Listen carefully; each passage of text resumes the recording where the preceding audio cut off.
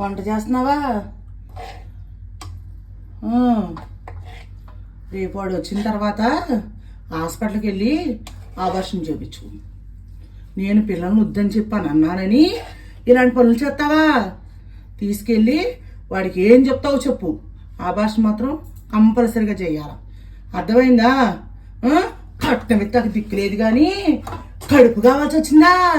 ఏమ్మా కడుపు కావాల్సి వచ్చిందా? కట్నం ఎత్తాక దిక్కులేదు. 10 లక్షలు కట్నం ఎత్తానన్నాడు నీ బాబు. ఏది 10 కాసులు బంగారం ఉందన్నాడు నీ బాబు. ఏది బోరపత్రాడు అని అల్లుడు తీసుకొచ్చి అంటగట్టాడా? ఇప్పుడు కడుపు కావాల్సి వచ్చిందా? ఏమ్మా కడుపు కావాల్సి వచ్చిందా?